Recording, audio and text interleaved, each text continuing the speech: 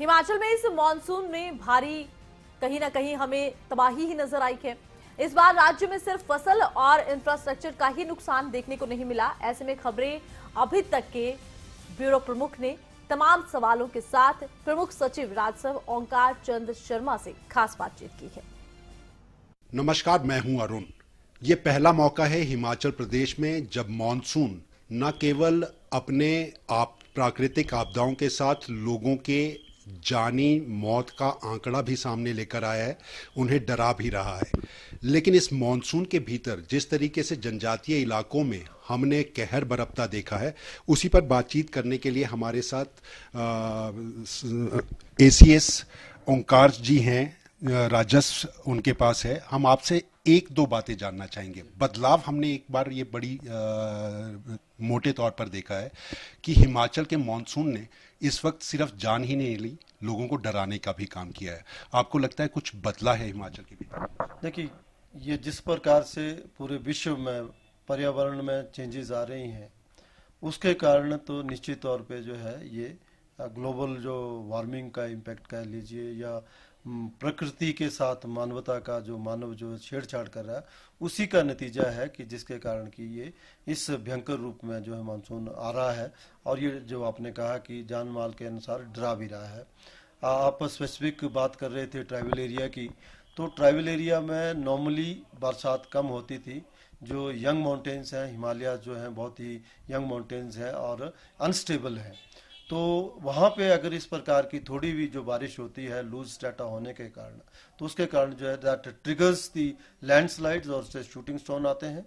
तो जो भी आपने इंसिडेंट, जब अगर आपने किन्नौर की बात करते हैं, किन्नौर में जो एक ब्रिज हमारा जो है शूटिंग स्टोन का शिकार हुआ, एक गाड़ी चली गई जिसमें कि जान माल की नुकसान हुआ।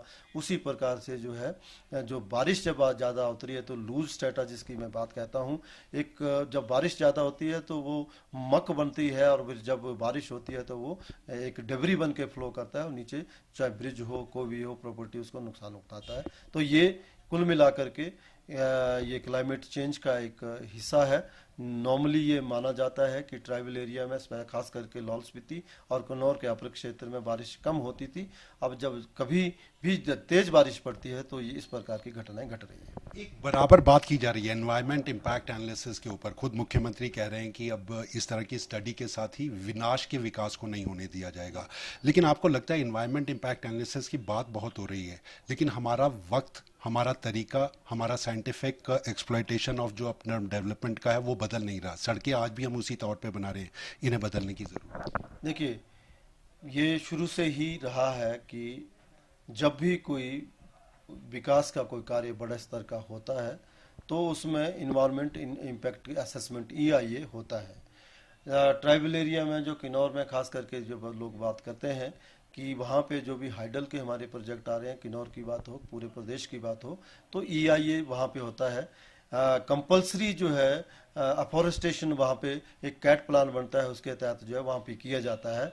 तो मुझे लगता है कि इन जो भी EIA है, ये कैट प्लान है, उसको शायद हम लोकल नीड के अनुसार उस तरह से इम्प्लीमेंट शायद नहीं कर पा रहे हैं, कि जिसकी वजह से जो ये लूज स्ट्रेटा हो रहा है। और जो है निश्चित तौर पे जब लूज स्ट्रेटा रहेगा और वहाँ पे आप जो स्लोप्स को डिस्टर्ब करोगे by virtue of the hydel projects, और वो जो आप इवैक्यूएशन जब करते हो, चाहे वो इवैक्यूएशन जो हमारे जो टावर लाइन्स हैं उसकी वजह से, या सड़कों का निर्माण होता है, हम क्या काम करते हैं कि सड़क को बनाते हैं और मक को साइड में लिया जाता है, जब बारिश आती तो नीचे बहता है, वो नाले को चौक करता है, उसके कारण ये खाता है। तो मुझे लगता है कि आने वाले समय में और इस तरफ में बहुत सारे जो है वर्कशॉप में सेमिनार भी डिफरेंट डिपार्टमेंट से हो रहे हैं, और ये चिंतन सरकार में गहरी रूप से चल रहा है कि जब भी कोई विकास का कार्य हो उसके ऊपर जो है किस प्रकार से इस मक का, इसका डेबरी का, जो भी आपका मलबा निकलता है या भी जो भी आपका कटिंग करते हैं अपने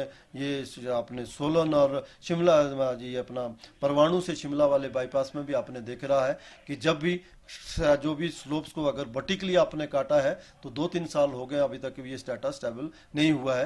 तो मुझे लगता है कि more scientific approach is needed so that the minimum damage is done to the environment. इस मॉनसून के अवसर पर ये जो साल गुजरा है, इसमें नुकसान और जानी नुकसान किस तरह का आंकड़ा? देखिए, अभी तक जो आंकड़े हमारे पास आए हैं ऑनसेट ऑफ मॉनसून से लेकर के 309 लोगों की इसमें डेथ हुई है और 11 लोग मिसिंग है, तो कुल मिला के ये 320 लोग ये हो गए। 584 के आसपास हमारे जानवरों की जान गई है इसमें। 141 हमारे जो फुली डैमेज हाउस हुए हैं, 685 जो पार्शली हुए हैं। उसी तरह से बहुत सारे हमारे काउ शेड, कुछ शॉप्स भी गई हैं और हमारी जो प्रॉपर्टी एंड लैंड को भी नुकसान हुआ है। ये जो आंकलन है ओवरऑल अभी तक का जो है पिछले कल तक का जो है 865 करोड़ का जो है हमने अभी तक नुकसान का जायजा लिया है और ये रिपोर्टें लगातार आ रही हैं। तो अभी भी आपने देखा है कि 2-3 आगे दिन के लिए भी येलो अलर्ट है, तो हम ये डेली ये आंकड़ा लेते रहते हैं। इसमें एक बड़ी विचित्र सी बात हमें लगती है कि एक तरफ लोगों को लगता है कि बहुत भारी मानसून हो रही है, लेकिन ये मैं बताना चाहूँगा कि एवरेज से पूरे हिमाचल प्रदेश में पिछले कल तक -19% बारिश है, मतलब अभी 19% की डेफिशिएंसी चल रही है। लेकिन ये जो व्यवहार है ये सामान्य नहीं है पूरे प्रदेश में, ये इरेटिक है। जहां एक तरफ कुल्लू में +26% जो बारिश हुई है कि सामान्य से 26% ज़्यादा हुई है, वहीं चंबा जैसे ज़िले में -46% की डेफिशिएंसी चल रही है। तो ये बहुत ही सोचने वाली बात है कि मानसून का जो इवनली स्प्रेड होती थी वो इस प्रकार से इरेटिक बिहेवियर हो रहा है, जिसके कारण ज़्यादा नुकसान हो रहा है। एक अंतिम सवाल, क्योंकि ये कंफ्यूजन वाला है, ये द्वंद्व पैदा करता हुआ है।